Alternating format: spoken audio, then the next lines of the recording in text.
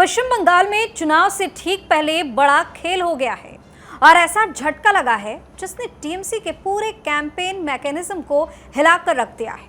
जी हाँ, जिस टीम पर पूरा कैंपेन टिका था उसी के दफ्तर पर ताला लगने की खबर सामने आई है। सीएम ममता बनर्जी की चुनावी रणनीति संभाल रही सबसे अहम टीम आईपैक का दफ्तर अचानक बंद हो गया है, वो भी ऐसे वक्त पर जब पहले चरण की वोटिंग में गिनती के दिन बचे हैं। बड़ा सवाल ये है कि क्या चुनाव से ठीक पहले टीएमसी के दिमाग पर भी ताला लग गया है। इस स्टोरी में आपको बताएंगे पूरी खबर, पूरी कहानी। नमस्कार, आप देख रहे हैं अनकोच, मैं हूं आपके साथ Divya Singh.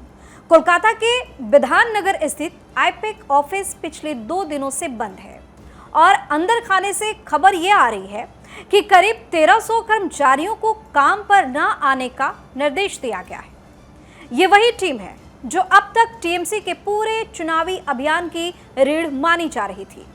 Booth level management से लेकर रैलियों की प्लानिंग, उम्मीदवारों का चयन से लेकर सोशल मीडिया नैरेटिव तक हर चीज इसी टीम के हाथ में थी। ऐसे में अचानक इसका ठप हो जाना, बंद हो जाना, ताला लग जाना, वो भी वोटिंग से ठीक पहले टीएमसी के लिए बड़ा झटका माना जा रहा है। 23 अप्रैल को पहले चरण में 152 सीटों पर मतदान होना है और प्रचार भी खत्म होने की कगार पर है। ऐसे में जिस मशीनरी के भरोसे पार्टी अपनी रणनीति चला रही थी, उसी में आई इस रुकावट ने कार्यकर्ताओं और नेताओं के बीच असमंजस की स्थिति पैदा करती है। हालांकि टीएमसी आधिकारिक तौर पर इस खबर को खारिज कर रही है। पार्टी के वरिष्ठ नेता डेरेक ओब्रायन का कहना है कि पार्टी कई एजेंसियों के साथ काम कर रही है और फिलहाल सब कुछ सामान्य चल रहा है, लेकिन जमीन पर जो हालात है वो कुछ और ही कहानी बयां कर रहे हैं। दरअसल आईपैक सिर्फ एक कंसल्टेंसी फर्म नहीं है, बल्कि टीएमसी की चुनावी रणनीति का पूरा वॉर रूम रहा है। 2021 के विधानसभा चुनाव में भी इसी टीम ने ममता बनर्जी की जीत की रणनीति तैयार की थी।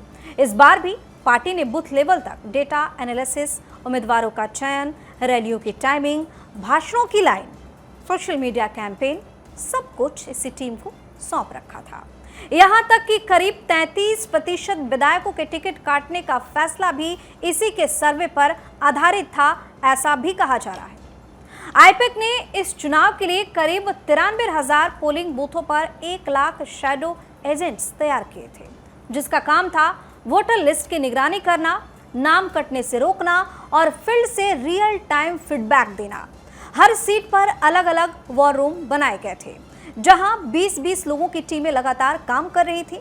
यानी चुनावी मैदान में टीएमसी की हर चाल, हर रणनीति, हर मैसेज इसी नेटवर्क के जरिए तय हो रहा था। लेकिन अब जब यह सिस्टम अचानक रुकता हुआ दिख रहा है, तो सवाल उठना लाजमी है, क्या टीएमसी की रणनीति में कोई बड़ी दरार आ गई है? क्या चुनाव से ठीक पहले अंदर खाने कुछ बड़ा गड़बड़ हुआ है?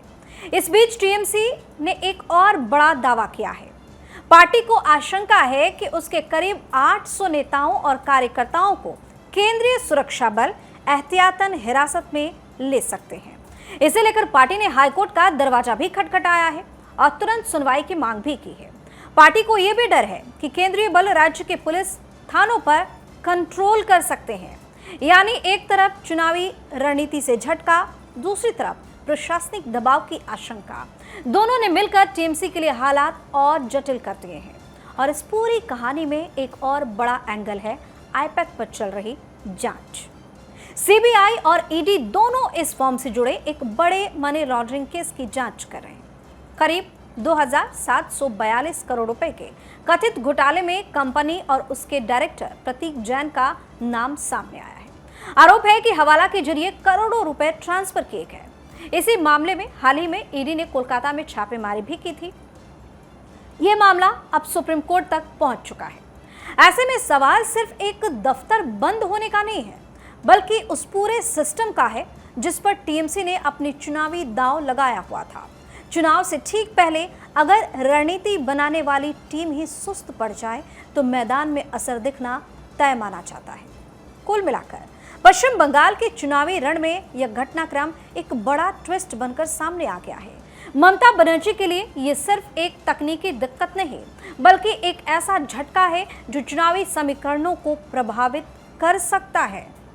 अब देखना यह होगा कि टीएमसी इस अचानक आई चुनौती से कैसे निपटती है, क्योंकि चुनावी मैदान में वक्त बहुत कम है और दांव बहुत बड़ा।